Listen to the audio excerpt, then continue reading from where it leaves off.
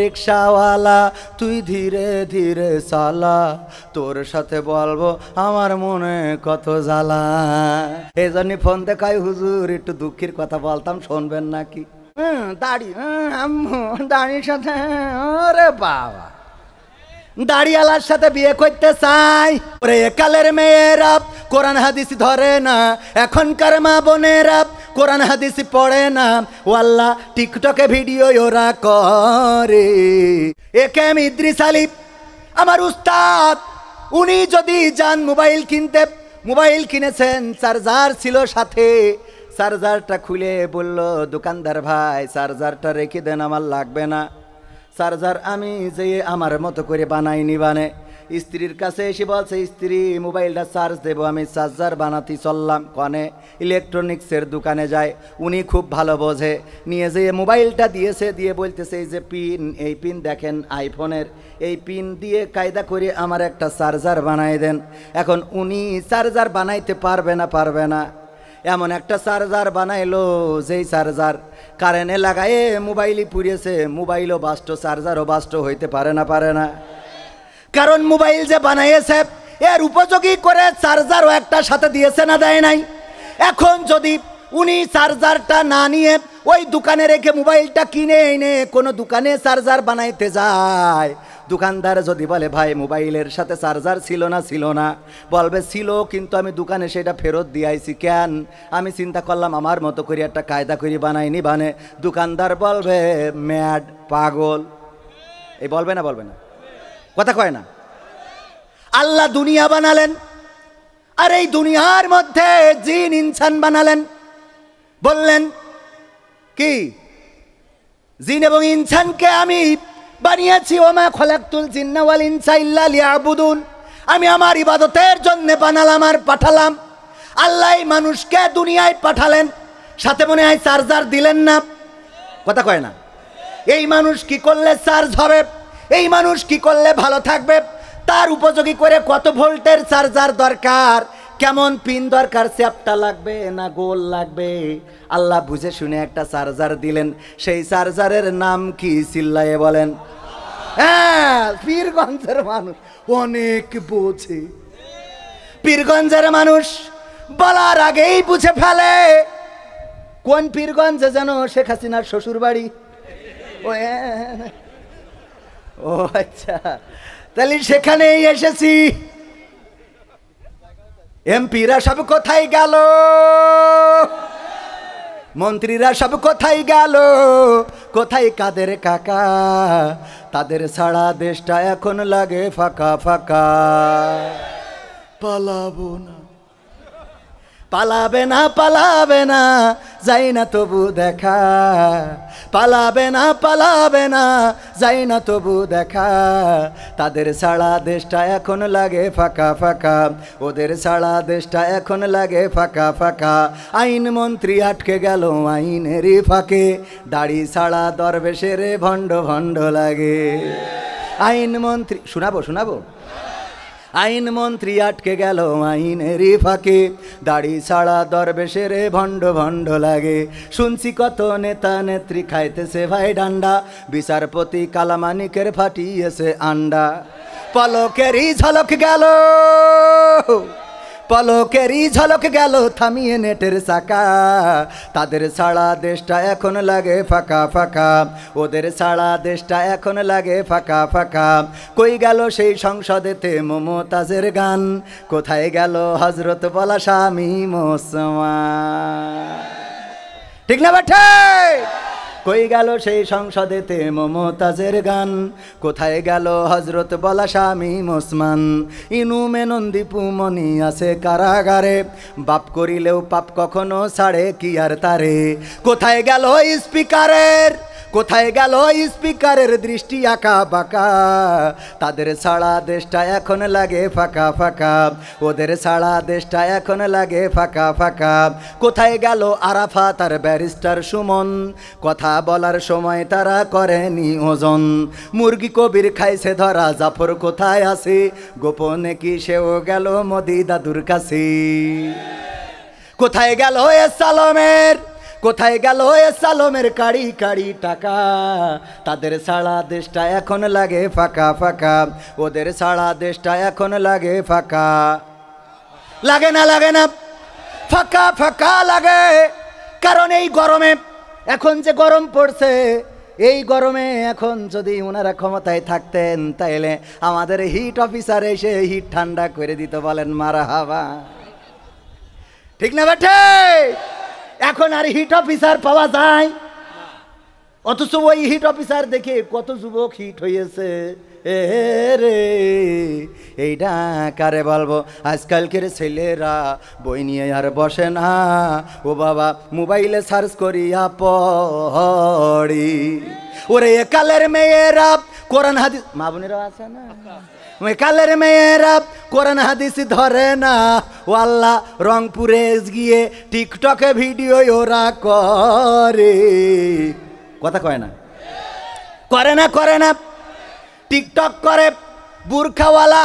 আমি বলি আল্লাহওয়ালা টিকটকার আছে না নাই? বুরখা পরে টিকটক করে, নাচে, ক্যামেরা ঘরে, ও বাবা কত কায়দা করে ভিডিও বানায়।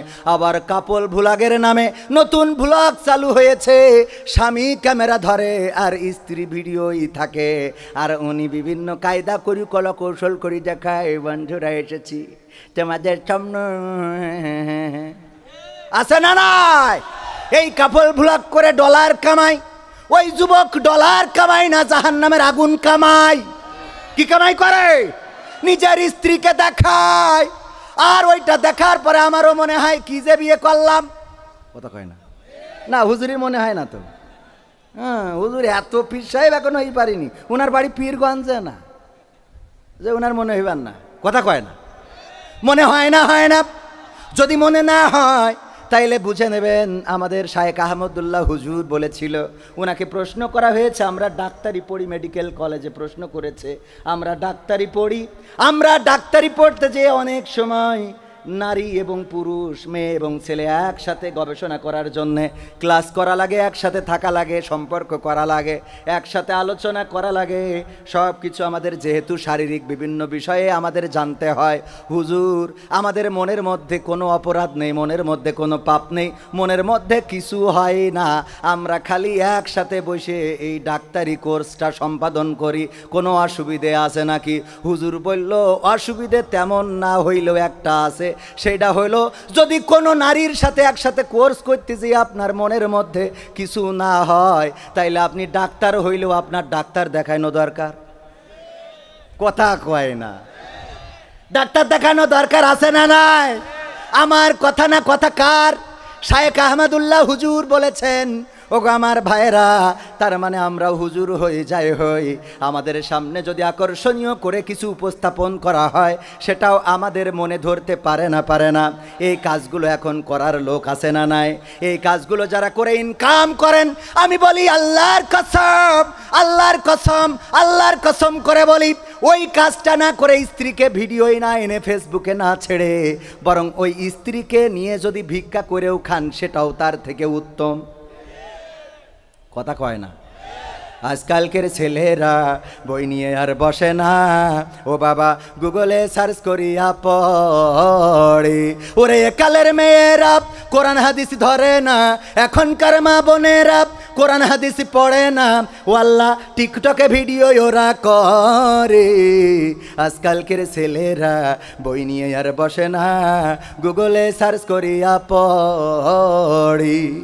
আগের সময় প্রেম করিলে আমার নুরুল আমিন হুজুর বলতো পাইছো কি, এখন বলে শখ করিয়া বাবু তুমি খাইছো কি। আগের সময় প্রেম করিলে মুরব্বীরা বলতো পাইছো কি, এখন বলে শখ করিয়া বাবু তুমি খাইছো কি। লজ্জা শরম নাই, আইলাম কোন জামানাই, লজ্জা শরম নাই, আইলাম কোন জামানাই, ভবিষ্যৎ দেখি অন্ধকারে। ভবিষ্যৎ অন্ধকারে না আলোয়? কেন অন্ধকারে? দেখবেন ঘুরে বেড়ায়, যেই যুবক বাইকের পিছনে করে নিয়ে ঘুরে বেড়ায়, এই যুবক দিন আগে ছিল মোটা, এই মোটা এখন হয়ে গেছে এরকম টিংটিঙে আসে না নাই? এটারে কি বলে? চিকনা। কি বলে? চিকনা। এটা চিকন। এটা চিকন হয়ে যায়। আগে যদি কেউ চিকন হতো, আমার উস্তাদ জিজ্ঞাসা করতো তুমি কি কিছু খাও না, এমন চিকন হয়ে যাও কেন, দিনে দিনে শুকিয়ে যাচ্ছ, খাও না নাকি? আর এখন যদি কেউ চিকন হয়, তাইলে হুজুররা বলে কিছু খাওয়া ধরেছ নাকি? কথা কয় না, বোঝেননি মনে হয়। তার মানে এখন মাল খায়, কি খায়? মাল খায় আর চিকন হয়ে যায়। আর সুন্দরী সুন্দরী মেয়েগুলো ওদের পিছনেই ঘুরে বেড়ায়। ঘুরে ঘুরে ঘুরে ঘুরে যখন পরিবারের রমতে যেয়ে ওইটারে বিয়ে করে, বিয়ে করার পরে দেখে আহারে নেটওয়ার্ক টাওয়ারে কোনো কাজ করছে না। কথা কয় না। এইবার বাড়ি এসে আর যাবে না, হুজুরের কাছে আসে, হুজুর একটু তাবিজ দেন, আমার মেয়ে তো শ্বশুর বাড়ি যায়, আইতে আই না সাবে কি, ও তো মাল খেয়ে টাল হয়ে নিজের তো তেস মেরে থুয়েছে, এখন ওর কাছে কি করে থাকবে বলেন? ঘুরে বেড়ায় ওদের কাছে। আর হুজুররা যদি বিয়ে করতে যায়, দাড়ি দাড়ির সাথে, ওরে বাবা, দাড়িওয়ালার সাথে বিয়ে করতে চাই, দাড়িওয়ালা টুপিওয়ালা পছন্দ হয় না। আমি নিজে বাস্তবতা নিয়ে বলছি, দায়িত্ব নিয়ে বলছি। অথচ যারা ওই যে মডেল দেখে দেখে ওই মাজা চিকন, এই অবস্থা সেই অবস্থা, এইগুলো সামনে পিছনে শুকনো, এইগুলো দেখে দেখে যারা বিয়ে করেছে, পরে আবার হুজুরির কাছে আসে, হুজুর খুব অশান্তিতে আছে, একটু দোয়া করিয়ে দেন যেন আল্লাহ একটা ভালো নাস্তা করিয়ে দেয় রাস্তা। কথা কয় না। হুজুরগের বউ ডবল, 3 ডবল আছে না নাই? 3টে সাইডে, মানে হুজুররা তো মন নরম। কেউ যখন দুঃখের কথা বলে তখন মনে করে যাক গা, অন্য জায়গায় যে কাজ নেই, আমার বড় বউ রাগ করে করবেন, আমি আর একটা বিয়ে করি। জায়েজ আছে না নাই? ওই দিকে যাব না, যাই বলি। কত কথা তো বলতে মনে চায়। প্রথম মাহফিল পবিত্র কোরআনের সূরা বাকারা, সূরা আল ইমরান কয় নম্বর? 3 নম্বর সূরা 31 নম্বর আয়াত তেলাওয়াত করেছি। এটা নিয়ে একটু কথা বলার, শোনার দরকার আছে না নাই? আবার কিছু সঙ্গীত আমার কাছে আপনারা প্রত্যাশা করেন, শোনানোর দরকার আছে না নাই? সব কিছু শোনাবো, আমার উস্তাদ মোনাজাত করে দিবেন। 11:30-এর মধ্যে সব কিছু শেষ করা হয়ে যাবে ইনশাআল্লাহ। থাকতে রাজি আছেন? থাকা যাবে? কারা কারা রাজি দেখতে চায়? কি হবে বেঁচে থেকে অযথা বিদ্যা শিখে যদি না গড়তে পারি শোষণবিহীন সমাজটাকে? কি হবে বেঁচে থেকে? কি হবে ছাত্র সেজে চুমু খেয়ে সনদ খানা যদি হয় বিদ্যালয়টা পরিমণিদের আড্ডাখানা? এখন আর বিদ্যালয়গুলো, ভার্সিটিগুলো ওই নর্তকীদের দখলে দেয়া যাবে? দেয়া যাবে? ডাকসু প্রমাণ করে দিয়েছে এখন থেকে আর ভার্সিটিতেও ধর্ম নিরপেক্ষতা, মতবাদ, অশ্লীলতা, বেহায়াপনা চলবে না, চলবে না, চলবে না, ঠিক কিনা? ডাকসু নির্বাচন হওয়ার পরে এখন অনেকের টনক নড়ে গেছে, বুঝেছে বাংলা দেশের রাস্তা চেঞ্জ হয়ে গেছে। কথা কয় না? বাংলাদেশের মানুষ বুঝেছে। ওই যে ওই মেয়েরা যেমন বিয়ের আগে চিন্তা করে একজন হ্যান্ডসাম, সুদর্শন, সুপুরুষ, চুলের কাটিং করা কুত্তা কাটিং, পাছার সাইজ শুকনো, মাজায় বেল না দিলে প্যান দাঁড়ায় না, এই ছেলে বিয়ের আগে পছন্দ হয়। আর বিয়ের পরে মনে করে আকিজ কোম্পানির নাইট ছেলে হলে ভালো হইতো। কথা কয় না? মনে করে না? করে না? বিয়ের আগে পছন্দ হয় শুটকো, চুলের কাটিং এমন করিচ্ছে খালি ঝাড়া মারে, রে বাবা। ওই সাগর, এরপরে আপনার ওই কুষ্টিয়ার ব্রিজের পরে ছবি তোলে, আছে না নাই?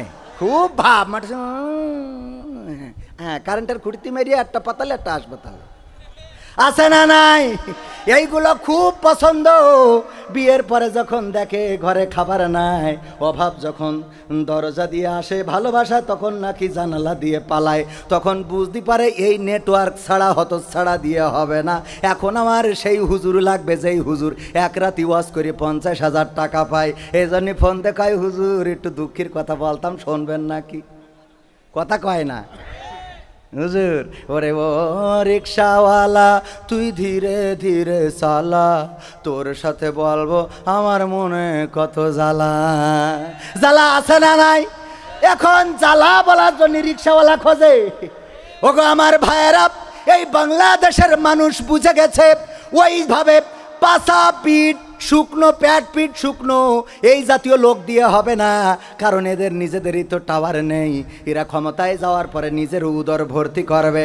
ওরা বুঝে ফেলেছে যদি এখানে আমাদের ক্ষমতায় কাউকে বসাতে হয় তাইলে দাড়িওয়ালা, টুপিওয়ালা, জুব্বাওয়ালা, পাঞ্জাবিওয়ালা, সত্যবাদীওয়ালা লাগবে, যারা দুর্নীতি করবে, যারা চাঁদাবাজি করবে, যারা সন্ত্রাসী করবে, যারা মানুষকে কষ্টে রাখবে। এই মানুষগুলো এখন ভার্সিটির যারা ইয়াং তরুণ যুবক ওরা বুঝে ফেলেছে যদি সাদিক কায়েমের মতো মানুষেরা ক্ষমতায় আসতে পারে তবে ভার্সিটিতে সবাই সুখে শান্তিতে থাকবে। এই জন্যে সব কিছুকে উপেক্ষা করে সপাং সপাং করে মেরেছে। সাদিক কায়েম যা পেয়েছে প্রতিপক্ষ তার 3 গুণ কম পেয়েছে। বলেন ঠিক কিনা? আগামীতে এটাই হবে ইনসাফ। কোরআন হাদিসের পক্ষে যেই হোক আমি তাদের লোক, কথা কয় না? কোরআন হাদিস নিয়ে আসবে যে আমি তার পক্ষ নিয়ে কাজ করতে রাজি। যদি আমার কোনো বিএনপির ভাই বলে আমি ক্ষমতায় আসার পরে এই পীরগঞ্জকে কোরআনের আলোয় আলোকিত করে দেব, তাইলে আমি বিএনপির লোক। যদি আওয়ামী লীগের কোনো ভাই, ইরশাদের জাতীয় পার্টির কোনো ভাই বলে আমি কোরআনের আলোয় আলোকিত করব পীরগঞ্জ, তার পক্ষে আমার কথা বলতে কোনো আপত্তি নাই। কিন্তু আমার উস্তাদ নুরুল আমিন সাহেব যদি কোরআনের বিপক্ষে দাঁড়িয়ে যায় আমি কবির তার বিরুদ্ধে দাঁড়িয়ে কথা বলবো। ঠিক না বেটা? এটাই আমাদের ঈমান, এটাই আমাদের সাহস, এটাই আমাদের যোগ্যতা। হকের পক্ষে যে, হকের সাথে আছে যে লোক, আমরা তার পক্ষের লোক। আর হকের বিপক্ষে যদি আব্বা দাঁড়িয়ে যায় ওই ইব্রাহিম আলাইহিসসালামের মতো মাথায় করে মূর্তিটা বাড়িতে এনে বলল বাবা ফেলে দিলে, বাবার সামনে আষাঢ় দিয়ে বলতেছে এই মূর্তি বাজারে বেচতে নিয়ে গেলাম, এই মূর্তি তো কেউ কেনে না। কয় কেনে না কেমনে কি? কয় মানুষদেরকে বললাম ওগো ভাই এই মূর্তি কিনবেন কি কাজের জন্যে? কয় পুজো করার জন্য, ইবাদত করার জন্যে, যেন আমাদের স্বর্গে নিয়ে যায়, যেন আমাদের সম্পদ বাড়িয়ে দেয়, যেন আমাদের টাকা পয়সা হয়, যেন ভালো জায়গায় বিয়ে হয়। এই মূর্তি এই জন্যে ইব্রাহিম বলল আমি দেখো আষাঢ় মারতেছি, আমি ভেঙে ফেললাম, নিজের রক্ষা করতে কি পেরেছে? কয় না। যদি না পারে তাইলে তোমার কি করে ও রক্ষা করবে, তোমার কি করে সম্পদ বাড়িয়ে দেবে? এই বলে যখন বুঝিয়েছে কেউ মূর্তি কেনে নাই, বাড়িয়ে এনে বলছে আব্বা আমি যখন লোকজনের বললাম এ তো নিজে রক্ষা করতে পারে না, তখন এইটা আর কেউ কেনে নাই। আব্বা আপনি প্রমাণ দেখেন নিজে রক্ষা করতে পারে না, এইটা মানুষরে ধোঁকা দিয়ে বিক্রি করে বোকা বানায় লাভ আছে নাকি? এই যে বাবার সামনে কথা বলেছেন কি সে আমাদের কি হয়? জাতির এখন ভয় আছে? বলেন সে আমাদের কি হয়? জাতির। এই জাতির পিতা তিনি বাবার সামনে হক কথা বলেছেন। শুধু তাই নয়, মূর্তিগুলো ভাঙলেন, ভাঙার পরে বড়টার কাঁধের উপরে কুরুল রেখে দিলেন, কুঠার রেখে দিলেন। যখন ওকাজের মেলা থেকে ফিরলো, শর্টকাটে বলে দিচ্ছি, সবাই ফিরার পরে বলল কে ভেঙেছে? বলল এটা জামাত শিবিরের কাজ।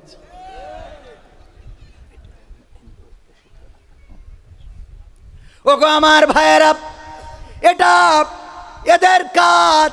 এবার কি করলো? ওইটা রাখার পরে যখন যখন যখন তারা ও কাজের মেলা থেকে ফিরলো, বলল এটা কে করতে পারে?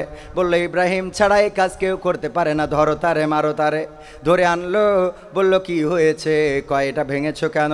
কয় ওই যে কাঁধের উপরে বড়টার কুড়াল রয়েছে, উনার কাছে জিজ্ঞাসা করো, উনি